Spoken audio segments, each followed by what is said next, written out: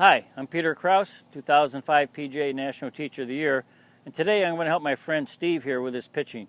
Hey Steve, how you doing? Nice to see you again. So I hear you're having a little trouble with your pitching. Yeah, I'm having some issues with distance control. Okay. No two shots look alike, and sometimes I skull one, and others are fat. So Okay. any tips All you right. can give me would be great. Sure. Another thing though is when you pitch, do you like to use one club or do you like to use multiple clubs? Usually the 56-degree wedge is Okay. what I'm comfortable with. So All right. Well, we can work around that because what I can do is show you how you can adjust the height of the shot to control your distance through the length of your swing and then through the ball position, all right? Okay, great. But first and foremost, I want to see if we're going to make some good solid contact. Okay. And then we'll go from there. Sounds good.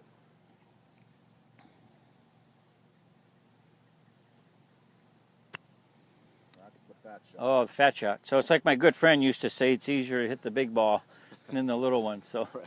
All right, so the other thing, you go ahead and pitch there. So you would probably prefer a lie where the ball sits up versus a tighter lie. Probably. Perfect. Okay. All righty. Why don't you? Well, I don't hit one more of those, but just hit one more shot, please. Okay.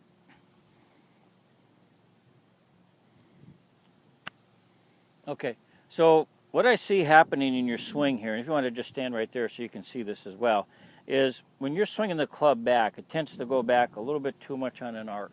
Okay. And when you swing the club back on an arc, it literally moves the bottom of the swing behind the ball. And it actually makes the bottom of your swing very long this way.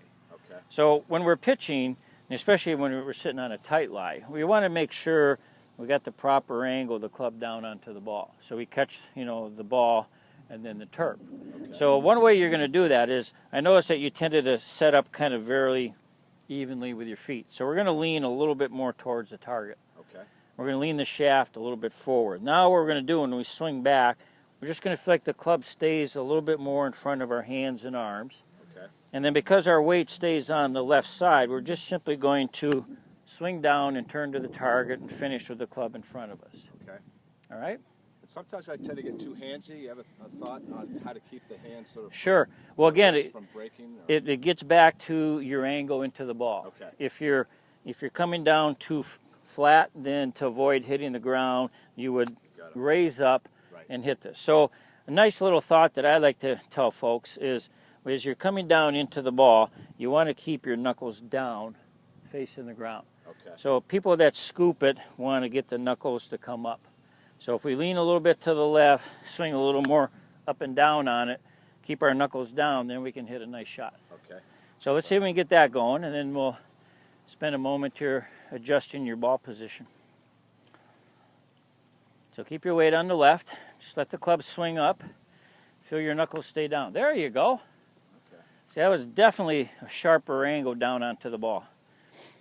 Weight on the left. Let the club swing up. Beautiful turn through. Okay. That was fantastic. Good. Well, I think I should have you help me. All right, now you said you want to use one club. Right. So we're going to have to learn how to control the height. okay. Because when you control the height of your shot, that's when you control the distance. So simply, if I want to hit it low, I just simply move the ball back on my stance, still lean forward, but I keep my backswing low on both sides of the ball. Okay. See, low and short. And see, with the shaft leaning in front, that'll deal off the club. Okay. Now, if I want to hit a little higher, I just simply kind of start in the middle. Still, always weight on the left. Little hinge going back to the waist. Turn through, finish at the waist.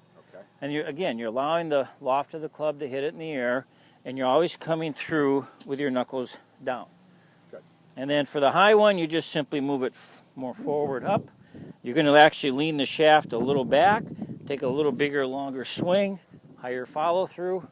Again, knuckles down through impact, let the loft throw it up in the air. Okay. So you kind of got the good setup for the short one. Let's see you start in the center here. Keep your weight on the left. Now just use a little wrist hinge about waist high. Knuckles down. Turn through. Beautiful. Excellent shot. Okay. I would take that one most any day. Absolutely. Okay. Weight on the left. Waist high to waist high. Excellent. And then if the pin was like up closer here, You didn't have much green to work with. Now play the ball up in your stance. Kind of feel like the shaft is maybe a little behind the ball. That's it. Now, a little longer backswing, little longer backswing. Knuckles down, and then up in the air. Just like that. Okay? That felt good. All right? Okay. You got one more in you? I hope so. Okay. Ball forward, lean the shaft back a little bit. All right. Okay. Now there again. Now the key was to make sure you still turn through the shot, and then you won't chunk it. So even with the high one, so open the face a little bit, move back a little bit. That's it. Okay. Let it hinge down and follow through. And that, my friend, is how you control your distance. Okay. Thank you very much. All right. So you got this now. I think so. I need Okay. a little practice, but Yeah, but I think you did a great job here. So thanks for your time, buddy. thank you, Peter.